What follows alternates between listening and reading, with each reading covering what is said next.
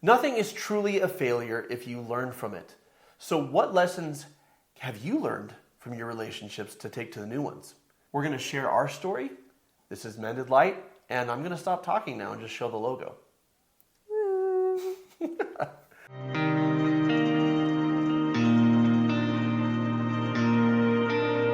So we're opening up the door a little bit into our story in the hope that it will support you in your journey. We've had some questions about, okay, what did we learn from this relationship as individuals or together that will help us moving forward in our romantic partnerships? I think we should just repeat the same patterns over and over again and never change. Yay! That sounds like happiness to me. And fulfillment. That sounds like what people fall into unless they consciously make other choices. So we're going to do that. Let's hit your questions. Do you still believe in marriage as an institution that you seek to participate in? And what does marriage mean if the willingness to back out when it is hard or limiting is there?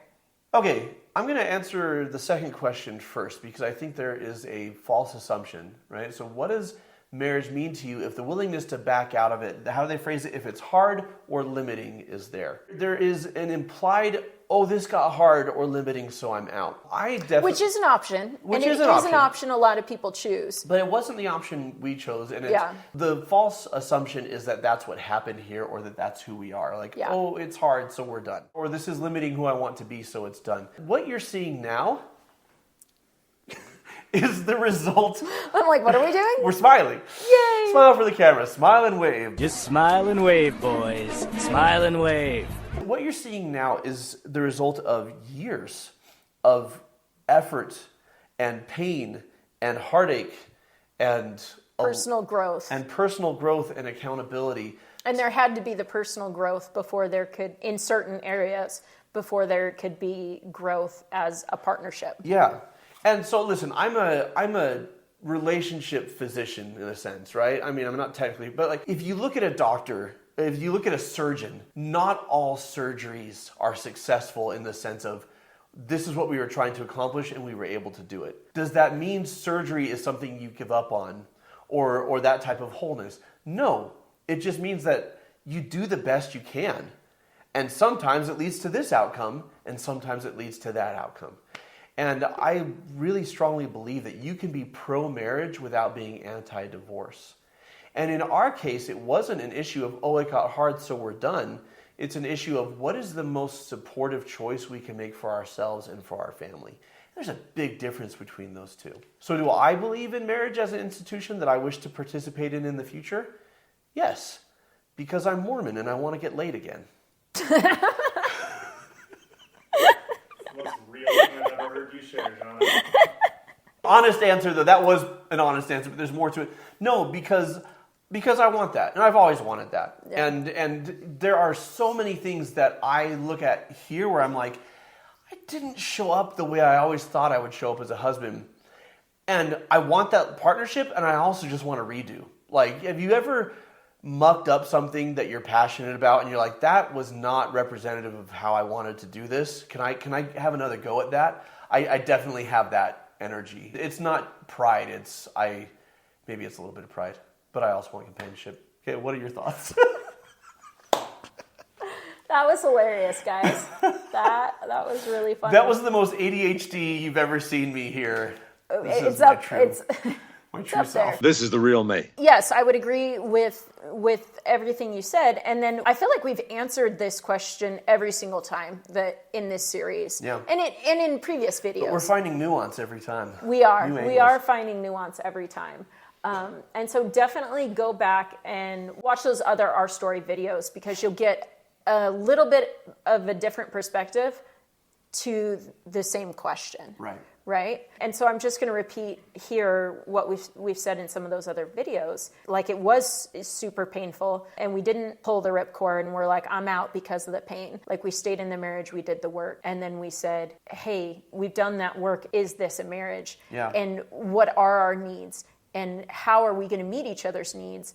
And if meeting each other's needs isn't what we both want, then the most integritous, supportive thing we can do is say, hey, we have a friendship and we're still willing and want to work together in business because I'm going to be honest, the most powerful truths I've learned about in relationships have come because of our dynamic, right? And have come because you are who you are and I am who I am. And you chose to go into marriage and family therapy. And I've had crappy life experiences. Everybody has, right? But it's like, that's where this started because you were like, okay, you were the academic therapeutic support, and I'm like, here's what it looks like in real life. Because of the things you've been through before we met, Yeah, because of the things I'd experienced. And it is so powerful to have someone say, here are the principles, and I know it's hard and I know it's challenging, but you can apply them even in hard circumstances. Yeah. And it's like, there is a certain level of being qualified to, not being qualified, but there's a power and there's hope in someone sharing their experience in that real life lived example. I agree. Yeah. And that's where this started, and then that's where we're continuing to go. And this seems like a random thing to bring up, but there's a book that we covered in our membership podcast called The Choice. And it's Dr. Edith Eger, and she's a therapist, but she also survived Auschwitz as a teenager. Yeah. And she's still alive, and I love to consume her content. And I'm like, I just want to be friends with you. And she's in her 90s. But there is I think it's the preface of her book where someone says to her, we all need the hope that we can go through hard, challenging circumstances and choose to be a better person because of it. But this other doctor says to her, no one is more qualified to speak on that than you because of her experience. And she says, here's the principles of how I chose to handle it. And I'm not comparing us or myself Our to marriage her. to Auschwitz? No, I'm not doing that. But there is power in saying, yeah, I lived that experience. It's crappy, and it doesn't have to define you. And there is hope, and you get to choose who you want to be. Yeah. Knowing all that you know now, what advice for marriage would you give to people who are soon to be married? So I got certified to facilitate a course called How to Avoid Falling in Love with a Jerk, which is also, there's a book by the same name. I didn't marry a jerk. But no, oh, thanks. But the book is called that because it's a hook to get people to read it. Because it's also just like how to date well, choose well for the best odds for success. Yeah. And we covered that book in the podcast and our membership site as well. We have a course. We have a healthy dating course that's based on that and other content. But that's very supportive. But the point is, as we're going through it, like there's so many things now that I'm like, what would I do differently? Because I'm going to be vulnerable and real and raw with you for a second here, sharing a conversation with Alicia's consent that we had last week, which is I said to her, looking back on all this, my biggest regret is causing any pain to her. And, so I've had time machine fantasies of going back in time and how would I do it all differently. And depending on the week, the time machine fantasy is different. But I realized that there's part of me that wants to go in a time machine. And it's a part of me that loves you and that cares about you and wants you to be happy, that would go back and say, don't do it. Like, don't marry her. Not because she's bad for you, more because, now knowing what you know about who you are, speaking to myself about who you are, what you need, what you want out of marriage, how you're going to show up. This is somebody that you would be great friends with and really cheer her on as she goes on to do what she wants with her life and to find somebody who is going to be that for her, right? Because now, honestly, if I meet another woman as I'm dating that's like you, I'm going to be like, we're going to be great friends. And we're not going to date or marry, right? Because I need someone who's a lot more like me. But so part of me wants to say, don't do it. Because that's the choice of understanding myself. So there's part of me that the time machine is don't do it. Because it'll cause both of you pain. And then there's another part of me that looks at our very specific kids that could only have been created with us. And our specific experiences that have shaped who we are. And then what we do together doing this. Right. And I'm like, none of it was a mistake. Not saying none of my choices were mistakes. I'm just saying I can't look at all of this with regret and say it never should have happened. And so I just deal with what is. And what is how am I going to show up moving forward? So what advice would I give? My worst mistakes of dishonesty came from insecurity because I hadn't learned to love myself. And unreliability came from lack of maturity. And so my advice is work on truly loving yourself. Yeah. So that you don't engage in those getting and protecting behaviors. Using a relationship to fill a perceived void Right. within yourself, which is a completely natural way to show up. Yeah. Like, that's Well- a human. Well, and you understanding that is Yeah. one of the reasons why you look at me without judgment, and that's Right. healing for both of us, right? Right. The other thing is know exactly what you want out of a partner. Alicia was fully formed. She was like, here I am, here's what I want, here's what I need out of a partner. And because I didn't know me, I was just like, sure, I can do that. Because in my mind, beautiful, intelligent, accomplished, just mind-blowingly amazing person wants me. Why wouldn't I jump at that and say, yes, let's do this? And to be able to have a more measured take of, who are you? Do you know you well enough to know, can you show up, not do you want this, but can you show up for the other person the way they need? And me in my 20s and 30s absolutely could not. So that's my marriage advice. And now I look at it and I'm like, I know so much better who I am, what I want. I've done so much work to learn and to grow into self-love, into accountability, into reliability, that I feel much more able to enter into a relationship and show up the way I wish I always had. And there's certain life principles that I wholeheartedly believe and live by. And one of those life principles, it is in a very basic way what you shared, like, as long as we learn from something, like, it's never a failure. Right. And that's something that I've lived by for a long time because I orient myself to achievement, right? Yeah. That's my worth tie that I have had the opportunity to grow through in our relationship, right?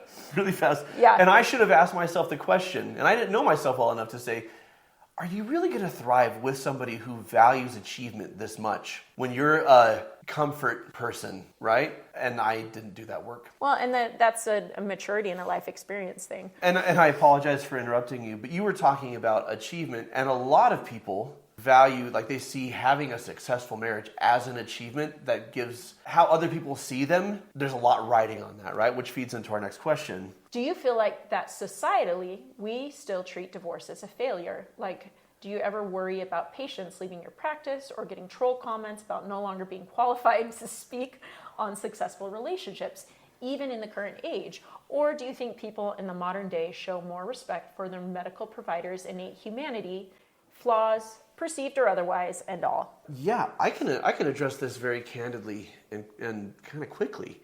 Yeah. I'm not worried about it. No, I mean, a little bit, but we have cultivated a community here that, because we strive to be accountable and real, that the people who are drawn to that are the people who are here. And so have we gotten troll comments, or have we had people who are like, I can't trust you anymore? Yeah, but I don't really feel like those are our people. Well, and I'm not online going through comments. Like, you have a much better pulse of that. And it's just both how we orient to the world. Yeah. And it's important that you do that. And I don't know if it's important that I don't do that, but it is what it is. But so I wouldn't know, but asking this question, like, it's the vast minority. It also kind of comes down to, how do you define a successful relationship? Are we still relationship experts? We navigated all of these differences, all of these, especially on my part, mistakes. But, you know, there were mistakes on your end and things to learn from. Like, for sure. We've navigated all of this, and we still like each other. We still make each other laugh. We still work together. We still work together to raise a family. To me, that's a win. Like, that's a success. And what about, well, your marriage failed? Well, as Leisha says, nothing is a failure if you learn from it. Yeah. Well, and it's important to recognize, because I've always lived my life where I actively avoided regret. And so I had, like, quotes and things that I would memorize as a kid. Like, my kids all the time tell me I'm so weird. And I'm like, I know, I'm an 80-year-old person at heart, and I was born this way. That's okay. Yeah. I have the maturity not to expect other people to be me. And so one of the things that I memorized as a young teenager was, don't give up what you want most for what you want now. Yeah. And from the time I'm like 14 years old, and I'm literally in college, like, this is not the normal experience. Like, that is something I told myself on a daily basis, right? Yeah. Like, that was my internal dialogue. And so I don't have a lot of regrets, but to be candid, there have been times of deep regret. And I remember crying to a friend and being like, I've never regretted, something so much in my life. And that doesn't mean like I regretted the marriage as a whole. No, just like how but everything went. aspects of it Yeah. and who I was. I needed to, one, recognize the emotion. I needed to feel safe to feel that emotion, Yeah. to be able to move through it so I didn't stay there. And so it's like, yeah, regret definitely has been a part of it for both of us and in different ways. At this point where we're at right now, I don't have any regrets. And that was a part of like confronting the incongruent false beliefs that were part of the regret, and also saying, I'm going to choose to focus on, one, who I've become and who our children are and are going to become in this dynamic. I'm going to use compassion instead of judgment. And then I'm going to trust. Yeah. I'm going to trust in the future, and that the world and life is a beautiful and safe and wonderful place.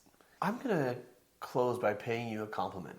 Oh, thank you. So prepare yourself to receive it. Oh, I'm working on receiving. Yeah, resistance is futile.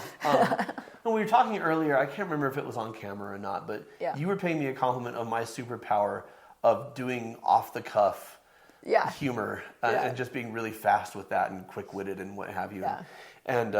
And you talk about that being my superpower. And Mike, our videographer, says, well, Alicia's got other superpowers, and one of yours is you don't give a damn what people think about you. It's true. And it's a double-edged sword. And you were like that when I met you, and I cared so much about what people thought of me that I was like, how do you do this?